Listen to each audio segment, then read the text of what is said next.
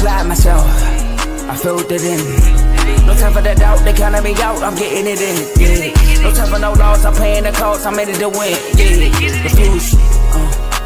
Mine, it can't be diffused. If you ain't thinking the same, then we playing by different rules. You can't see the vision, we living at different views. Until we complete the mission, keep getting up, never snooze. I walked a mile in my shoes, had the mind of a fool, chasing diamonds and jewels. Trust me, I was confused. Started minding my business and used my mind as a tool. Ended up finding my purpose and found the time to get to it. They told me I couldn't do it, they told me I couldn't make it. They sold it, could never break it. That's sadly mistaken. I need a piece of the pie, I want it so bad I can taste it. They told me like Toby, keep on running toes, they gon' take a few to lose. Built to win, applied myself, I filled it in. No time for the doubt, they counted me out, I'm getting it in. Yeah. No time for no loss, I pay for the cost, I'm winning to win. Yeah. Refuse to lose, I'm built to win. Applied myself, I filled it in. No time for the doubt, they counted me out, I'm getting it in. Yeah. No time for no loss, I'm paying the cost, I'm in it to win. Yeah. Refuse. Welcome back to CTC. I'm your gracious host, Carl, and I'm back with another episode. And bowl week 1 starts today. We're going over the 6 bowls this week that are not the playoff games. So there's 10 bowls this week, including the playoffs. We're only doing the 6 that's not. So we're doing Troy, Jack State. We're doing Western Michigan, Kennesaw State. Now, this is not in order. We're doing ODU, South Florida, we're doing Louisiana, Delaware, Memphis, NC State, and Missouri State, Arkansas State. I was about to say Mo State. That's why I said it like that. But Mo State, Arkansas State. So we're saving the playoff games until Friday. We'll go over those Friday. So please like, comment, share, subscribe. It helps the channel, helps the network. And let's get right into it. We're going to start with, obviously, the game tonight. We have the Salute the Service. Or the Salute the Veteran, bowl with Jack State taking on Troy tonight, 9 o'clock. I forgot to change the dang thing. The spread and changed twice on me. On ESPN. Now, Jack State was the underdogs when this matchup was announced. The line has now swung to Jack State -2.5. So, seems like the public is on Jack State in this matchup. And, I mean, I'm not going to say too much because I don't want to spoil my pick, but let's get into it. For Troy, they got to stop the run. Jack State is a heavily dependent run team. You got to stop the run, which in the country, Troy is like 111th against the run. You got to protect the football. Say that because Goose Crowder is out. So in will step Tucker Kilcrease. So he got to protect the football. Got to establish the run. Again, Tay Meadows also out. He's in the portal. So they got to establish the run with somebody with a back. Score touchdowns, not field goals. I think because Jack State is a high-scoring offense, touchdowns do you no good. You got to get field goals. And force third and longs. Force third and longs against a team that love to run the ball. Get Caden Creel in obvious passing situations. Now, for Jack State, you want to run Cam Cook. Wayne Knight in the Sun Belt game had 21 carries over 200 yards. You want to establish the run if you're Jack State with Cam Cook, who is currently the leading rusher in FBS football. So you want to establish him. You want to run Caden Creel with his legs. He's so dangerous with running the football, so you want to get him going as well. You want to stay ahead of the chains. You want to force turnovers if you're Jack State. And you got to get off the field on third downs. Last week, in the Conference USA Championship game, they had that game, but could not get off the field on a 4th and 14. They had a 3rd and 27 turn into a 4th and 1 on the game-sealing defensive drive. They could not get off the field, and that may be an issue. You got to get off the field if you're Jack State. But my winner, now this game, it was tough. I battled with myself back and forth a ton. I'm like, Jack State defense so leaky while Troy defense is pretty solid. They did a good job against JMU in the conference championship game. But then Tucker Kilcrease and Tay Meadows is not Tucker Kilcrease, Goose Crowder and Tay Meadows is not going to be there. So it's Tucker Kilcrease versus a really good running game in Jack State. I ultimately went Jack State. I got Jack State winning this game. I think Cam Cook has a day on the ground. I am concerned with the Troy offense. So I'm going to take the better offense in this matchup. Now, I get Jack State defense can give up plays, but they also find ways to win. They find ways to turn the ball over. And as long as Caden Creel don't turn the ball over, or Jack State don't have a crazy turnover or something like that, I'm taking Jack State to win this game, man. So give me Jack State to win this ball game over Troy tonight at 9 o'clock. And we move on to the Cure Bowl, where we have Old Dominion taking on USF. Now, in this game, USF, they will be without Byron Brown, who's going to serve as an assistant coach, who was the starting quarterback all year. And they will be without Coach Alex Golesh, who's moved on to the University of Auburn. So good luck with him there. Old Dominion, they will be without their starting quarterback, Colton Joseph. I think he's entering the transfer portal, so they will be starting Quinn Hennicule at quarterback for Old Dominion. This game is tomorrow at 5 o'clock on ESPN, and USF are 2.5-point favorites in this matchup. Now, for Old Dominion, you got to run Quinn Hennicule. He had 200 rushing yards his only start last year against Arkansas State. So they got to run him on the ground. Get those legs turning. You got to protect the football against this USF defense who like to take the ball away. Pressure Gaston Moore, who will start in place of Byron Brown. Get the ball to Trey Brown, the leading receiver, and force third and longs with the new quarterback. And maybe that allows you to get to that third key, which is pressuring him. Now, if you're South Florida, you got to contain Quinn Hennicule's legs. You got to force turnovers, establish the run of your own, because that's what you really known to do. USF is a running team. Give me 1 second. You can ask the question, and I'll answer it, but shout out to you for listening. Go ahead, ask your question in the comment. Get the ball to Keyshawn Singleton, their leading receiver, especially because Chaz Nemrod has not played, I think, since like week 7.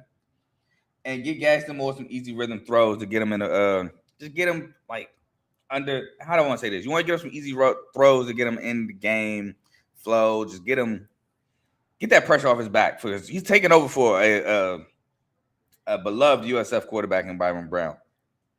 And this was another game that I struggled picking because I'm thinking ODU has a solid defense, but that offense might be questionable. And USF can turn the ball over. But what Gaston Moore is a huge question mark. If Byron Brown plays 100%, I'm taking USF. But with the big question mark at quarterback for the USF, I'm taking ODU in this defense. Now, last time I took ODU in a bowl game was against Western Kentucky, and they was up 28-0 before Caden Velkamp entered the game and brought Western Kentucky back and won. So I'm a little scarred taking ODU, but I'm going to rely on this ODU defense, and I think I'm gonna rely on his quarterback and his legs to get the job done for Old Dominion. USF Coach Golesh is no longer there. They're losing a lot of their offensive staff. And like I said, Byron Brown's not there at quarterback. So I think the passing game might be a little shaky. Plus, Byron Brown with his legs and his playmaking ability got USF out of a lot of situations, which I don't know if Gaston Moore can do. So I'm going to take ODU in his defense over USF in the Cure Bowl. Next, we got – why did that just happen?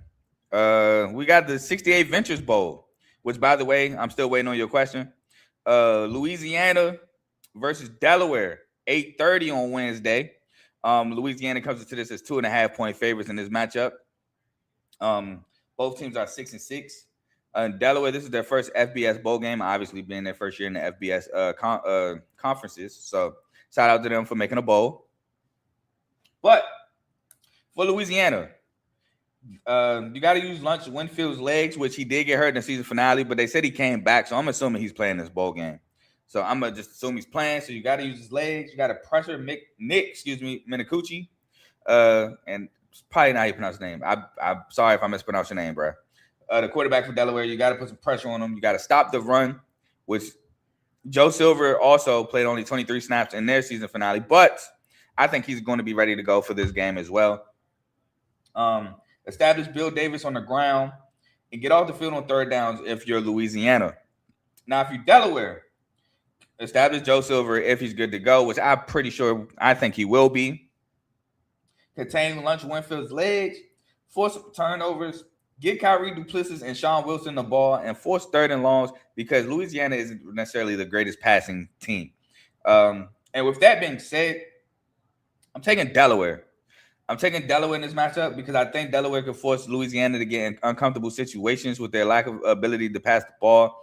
I think Louisiana wants to run the ball consistently, which I don't think Delaware is like the greatest run defense. Don't get me wrong. But if you sell out to stop the run, I think they can do a pretty good job in stopping the pass in that situation. Plus, I do think Minicucci has the ability not to dice this defense up, but to make plays when needed to guys like Duplessis and Sean Wilson. So I'm going to take the Delaware Blue Hens in this matchup over Louisiana.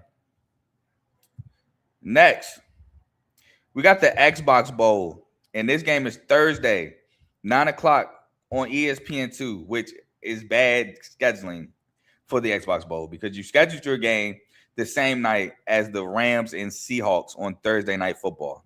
And you put it like 45 minutes after kickoff. So not going to be too many eyes on this game. I'm going to have to watch it on my phone because obviously this is my podcast. This is what I want to be a job one day, so I have to watch it. But poor scheduling on the Xbox Bowl committee.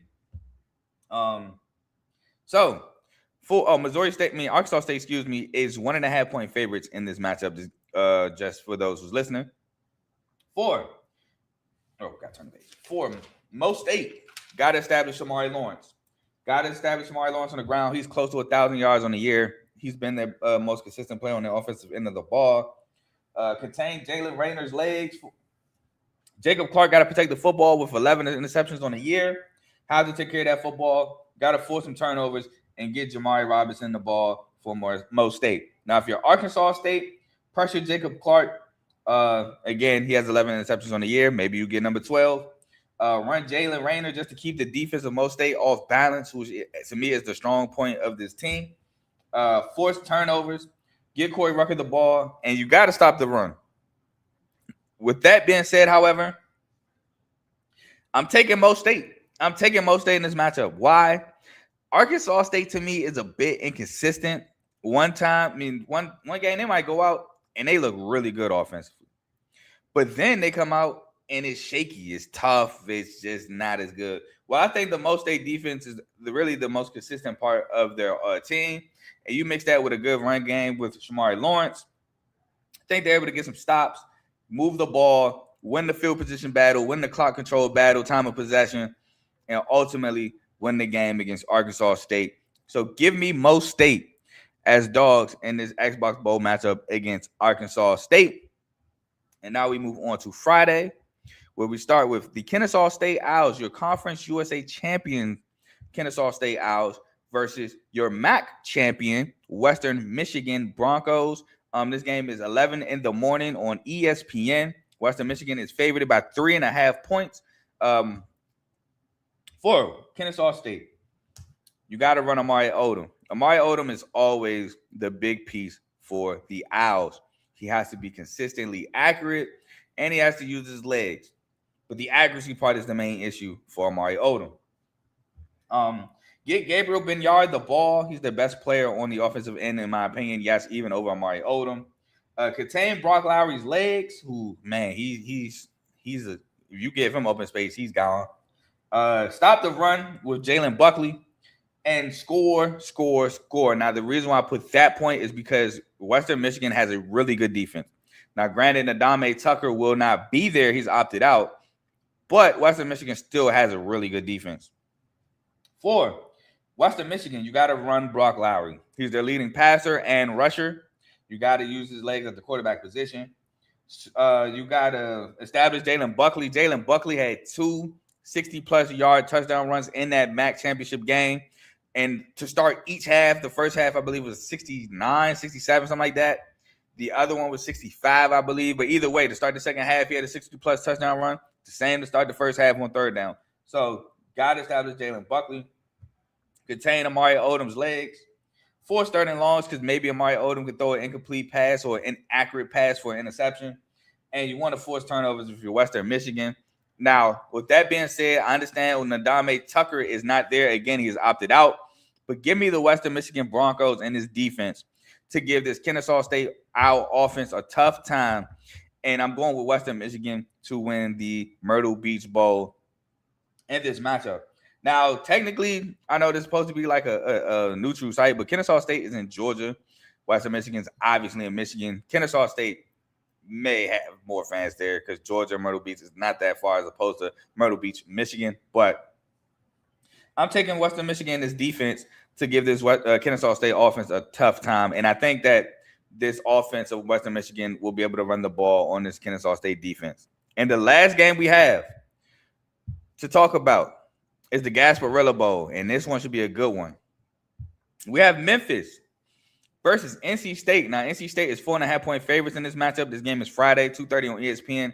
For Memphis, Brandon Lewis is questionable, but I think he's going. He's been having this ankle injury all year. It has not stopped him from playing. I don't see him not playing in this matchup. For NC State, we have questions of Justin Jolie and Hollywood Smothers playing in this game. I think that CJ Bailey can convince them to play, so I'm going to assume that they're playing, but right now, they're potential opt-outs. And it's Friday, so, I mean, it's not Friday. It's Tuesday. The game's Friday, so it's nothing 100% official. But I'm going to say that they're playing. Now, for Memphis, will Brandon Lewis play? And my answer is yes. Establish the run, because this NC State run defense is bad. So you want to establish the run. No, the pass defense is bad. Their run defense is pretty good, actually. I'll take that back. I got it confused. But you still want to establish the run just to get some heat off your quarterback. Contain CJ Bailey's legs. Get Cortez Branham the ball because, again, this pass defense is bad. You get off the field on third downs as the Memphis Tigers defense. Now, NC State, on the other hand, let's test. If Brandon Lewis is playing, let's test that ankle. Let's pressure him. Let's see if he can escape. Where's the escapability at? Can he use his legs? Which, again, like I said, he's had his ankle injury. He looked fine against ECU. It did give him troubles late in the game. He's been playing through it, and he's been looking solid. Pressure Brandon Lewis or AJ Hill. Establish the run of your own, which I believe would be Hollywood Smothers, but just in case it's not, I just put establish the run.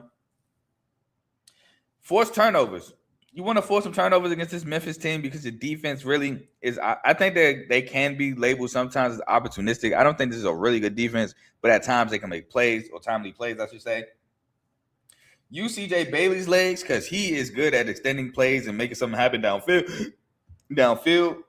And get Noah Rogers and Terrell Anderson the ball. That's if Justin Jolie is not playing. Obviously, if Justin Jolie is playing, you want to get him the football. He's their best receiving option on the NC State Wolfpack team. But my winner is Memphis. Why? Because I don't really trust this NC State defense. I think this offense could put up points with the best of them. But I think this defense allows teams to put up points with them. So I'm taking Memphis in this one. I think Memphis, at times when they get settled in defensively, they get a ton of stops. And I remember I'm going back to the bowl game last year against ECU. NC State needed to stop.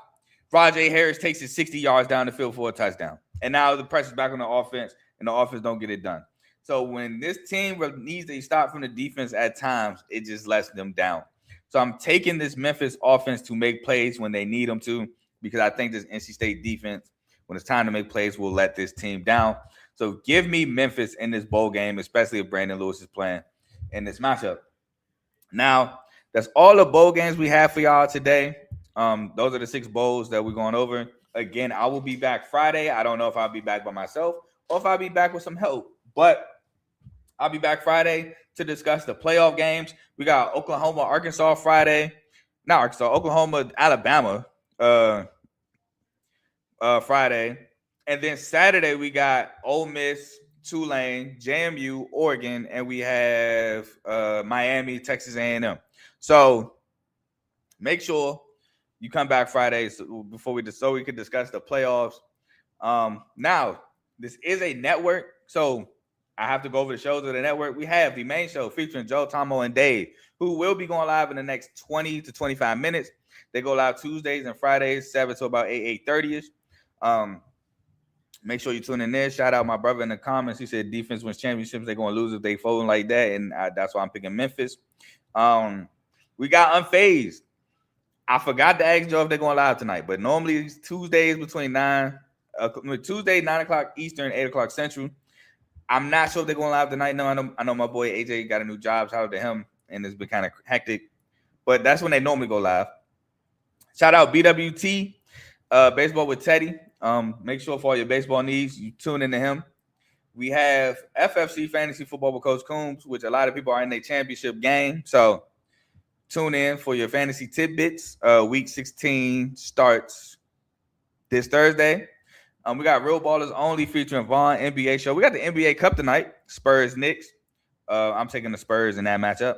We have Dave's Doghouse highlights and lowlights of sport. And we have In the Red Corner boxing episodes featuring Ty Ricky and Tomo Sundays. Not every Sunday, but they do go live on Sundays around 6:30, 7 o'clock. That's all the shows we have on the network. Please like, comment, share, subscribe to those shows as well. And that's all I have for y'all. I will see y'all Friday. I'm gone. Peace.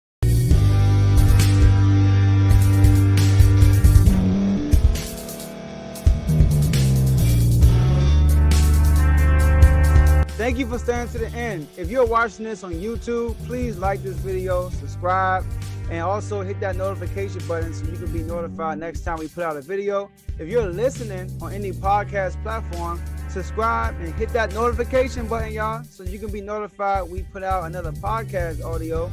And last but not least, hit that share button. No matter what you're listening to or watching it, hit that share button and send it to somebody that you know that would love to watch this episode you just listened to. So once again, thank you for staying to the end, and we'll see y'all in the next episode.